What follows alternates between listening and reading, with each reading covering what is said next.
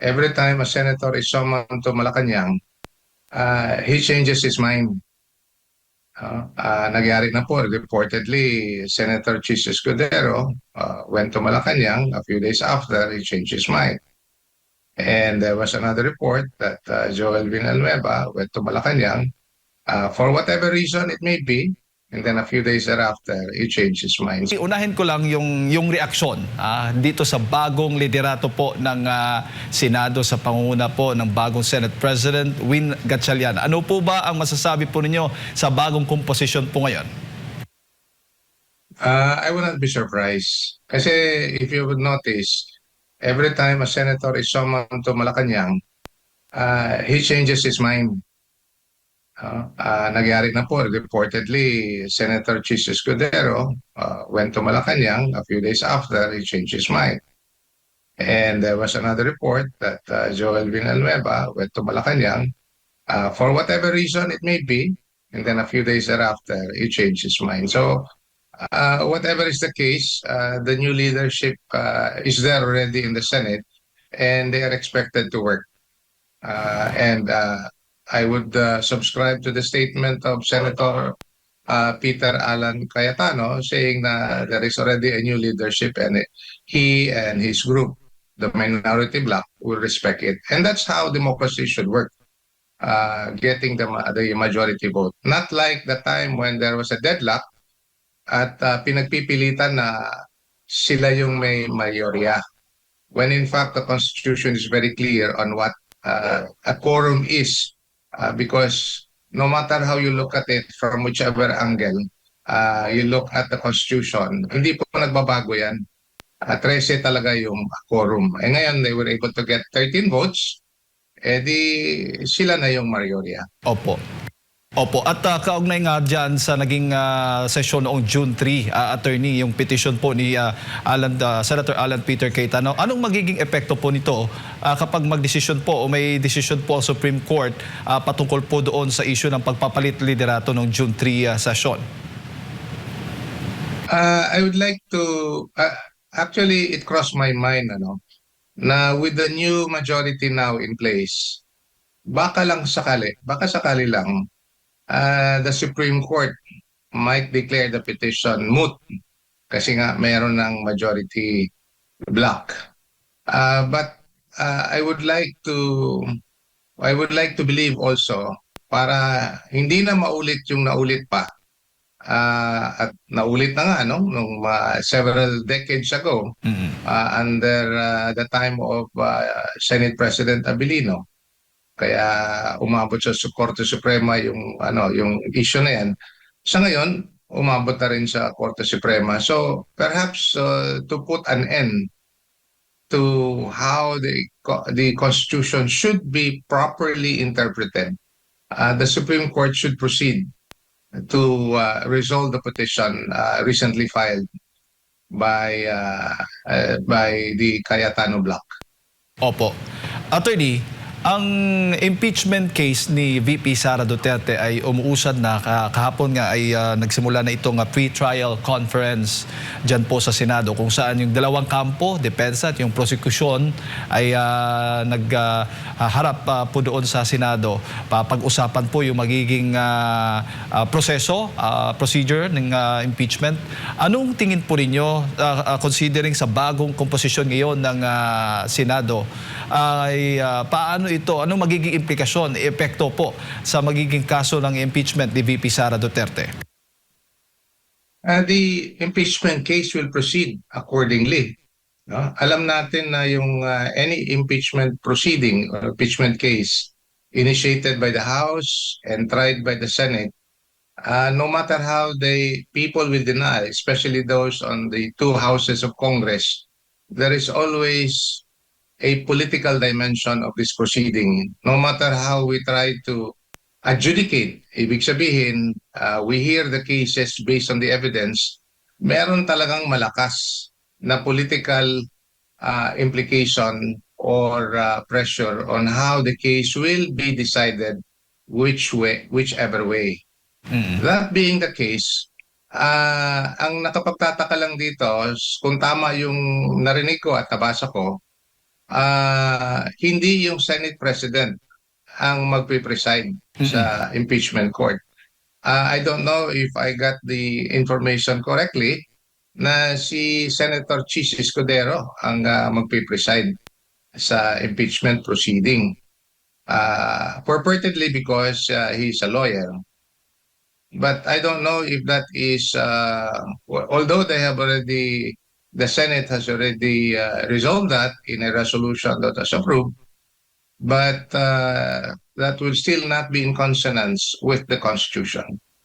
Si Senator Ping Lacson po mismo ang nagsabi po niyan na pag magkaroon po ng magko-convene na po yung Senate Impeachment Court, yan po isa sa kanilang isusulong, ipapanukala na si Senator Chis Escudero ang gawing presiding officer. Pero attorney, sa kasalukuyan po o karaniwang proseso, hindi ho ba yung Senate President mismo ang dapat mag-preside sa impeachment court?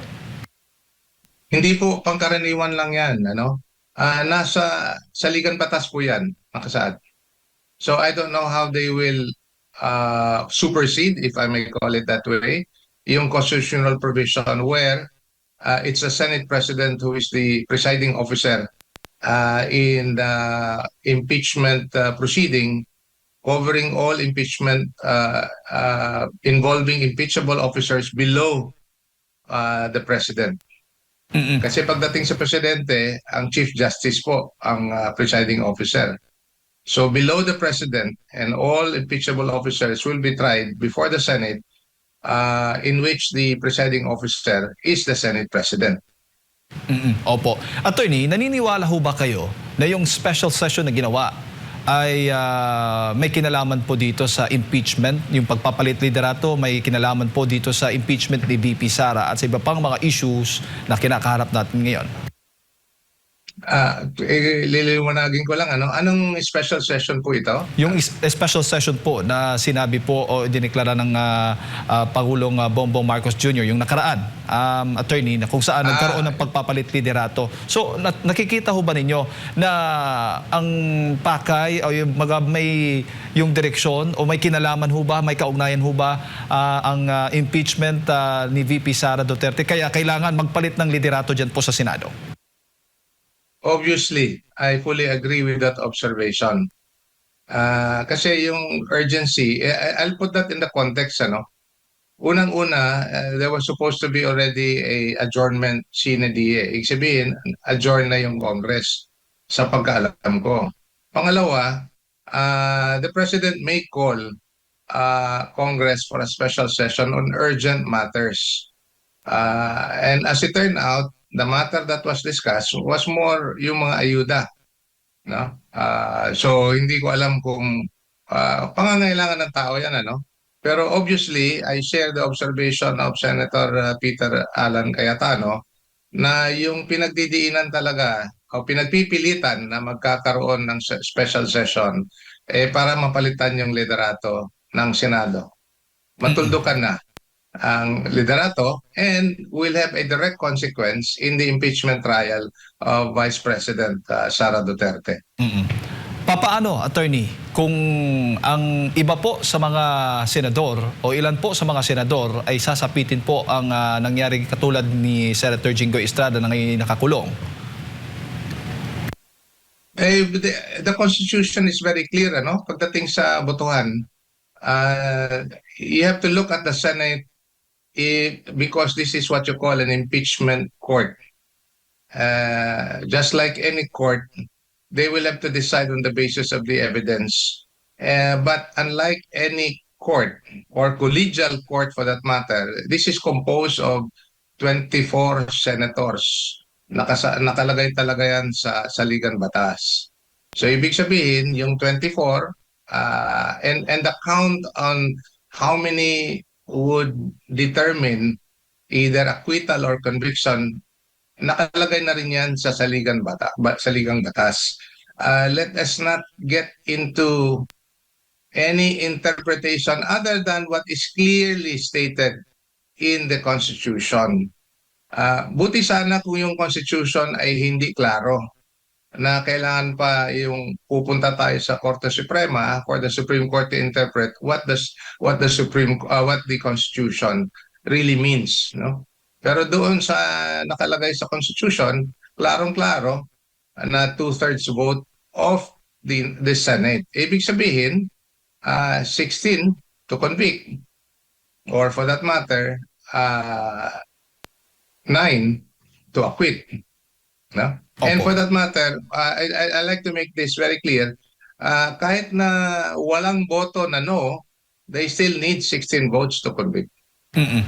Opo. Kasi nga, usapan na ay baba na lang daw yung baga threshold ng magiging boto para i-convict si VP Sara, considering na wala po yung dalawa, si Senator Bato de la Rosa ay hindi pa alam nila kung saan, at itong si Senator Jinggoy Estrada, at meron pang mga iba pang mga senador na haharap na sa kaso at reklamo, attorney. Kung gaano ho ba kadali o katagal ang kung gustuhin man nilang amyendahan o baguhin ang konstitusyon, particular na po dito sa impeachment trial po ng VP Sara Duterte? Ay, patungkol dun sa pangalawang tanong mo, mahirap. Especially at this point in time. Amending the Constitution just to suit their interpretation to lower the threshold of acquittal or conviction of an impeachable officer facing impeachment before the Senate, eh mahirap na sa ngayon. Kasi dadaan ka sa mahabang proseso to amend the Constitution. If you look at the provision of the Constitution, walang ifs and buts. Ibig sabihin, 16 votes to convict. No ifs, no buts. So, ibig sabihin, yun yung kukunin mo na boto. So, ibig sabihin din, as I've said earlier, kahit na walang boboto na no, kailangan mo rin ng 16 votes to convict. Yun lang ang klaro doon insofar as the constitutional provision is concerned. Opo. At sabi mo nga, hindi madali. At ngayon ay ang bagong majority nasa 13. Para makakuha sila ng dagdag, para umabot sila sa 16, naniniwala ho ba kayo na itong ginagawa pong panggigipit, pag-file ng kaso, laban po doon sa mga senador na nasa minorya na ngayon, ay kabilang po o bahagi po ng strategy o paraan para mahikayat po sila na lumipat sa bagong majority? No doubt, no doubt. These are part of the pressure that is being put on the Senate, no? From all sectors, including Malacanang, but not excluding all other sectors who also have their own interests to keep VP Sara from the race to the presidency for 2028. Opo, at bago ko lang ipasa kay Partner Admar, yan po yung naging dahilan kung nakikita po ninyo bakit lumipat po itong si Senator Joel Villanueva, si Senator Chis Escudero, na yung mga nakaraan ay alam natin na sila mismo yung nanguna at nagbulgar din po doon tungkol sa flood control, at itong ang maging si Senator Chis Escudero na mention niya doon sa kanyang talumpati noon na si Martin Romualdez daw yung nasa likod nitong maanumalyang korupsyon, itong flood control scandal. Tama po kayo. In fact, it surprised me and it surprised many to a lot of people kung bakit sila bumaliktad. But they probably have their own reasons as well, no? At ang nakikita natin na rason na hindi nila sinasabi eksakto, pero yung rason is that yun nga, there have been a lot of pressures on them, and not just on the two of them who changed their mind, but also for the rest of those in the minority para bumaliktad na. At I'd like to commend those who have remained steadfast and principled in their position to stay where they are. I'm referring to the Cayetano Bloc. Lahat sila doon. Kasama na sila Senator Bongo, Senator Robin Padilla, lalong-lalo na si Senator Dante Marcoleta na talagang pinipressure sa ngayon, no? Sa kasalukuyan with cases to be filed against him, but naninindigan. So lahat na po sila, si Senator Pia Cayetano at saka si Peter Alan Cayetano. So lahat po sila diyan nanindig na na maisaayos natin yung I'm sorry. May Go ahead po, sir. Oh, I'm sorry. I'm getting a warning here sa Zoom that it's not responding. But anyway, can you still hear me? Yes po, sige po. Apo. So yung po na I'd like to commend them on the principled stand na hindi sila susuko at hindi susuko sa pressure that is constantly being exerted on them.